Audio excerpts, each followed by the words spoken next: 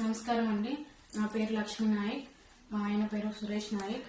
మాది వసుంధర గ్రామం, new BC colony. November 5వ తారీఖున సలాన వెంకట్రావు ఆ మెడికల్ షాప్ లో పనిచేసే తేజ అనే ఇద్దరు వచ్చారు మా ఇంటి దగ్గరికి. తెలుగుదేశం పార్టీ సభ్యత్వం చేస్తామని రమ్మన్నారు.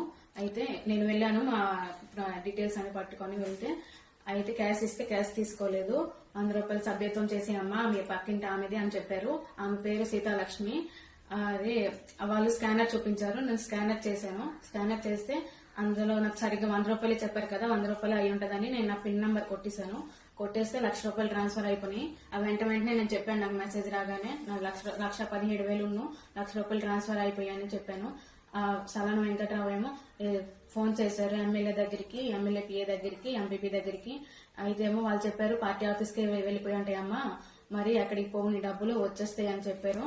మరి ఆ వెంటనే మా ఆయన మధ్యాహ్నం వస్తే నేను చెప్పాను మరి మీరు డబ్బులు ట్రాన్స్ఫర్ అయిపోయాయని వాళ్ళ ఇంటికి, వాళ్ళ అలా అయిపోయాయని అని చెప్తే వాళ్ళేమో మా ఆయనేమో అతని దగ్గరికి వెళ్లి పద్దు రాసి ఇచ్చారు. మాకు వద్దు పద్దు వద్దు, మాకు అర్జెంట్ కావాలంటే ఇస్తామమ్మా అని రేపు ఎల్లుండి అని ఇలాగా మళ్ళీ ఫిబ్రవరి 5వ తారీఖు వస్తే 3 నెలలు అయిపోద్ది. ఇప్పటి వరకు డబ్బులు ఇవ్వలేదు.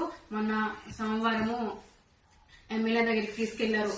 ఎమ్మెల్యే దగ్గరికి తీసుకువెళ్తేమో ఎమ్మెల్యే అన్నారు మరి వచ్చేస్తాయమ్మ 4 రోజుల్లోన, మరి రాకపోయినప్పుడు నేను ఇస్తాను. మీలాంటి వాళ్ళు డబ్బులు సంపాదించాలంటే ఎన్ని రోజులు పడుతుందో నాకు తెలుసు, మరి ఇచ్చేస్తామన్నారు. ఇప్పటి వరకు మాకు ఏ డబ్బులు రాలేదు, ఏ మెసేజ్ రాలేదు వెళ్ళినట్టు.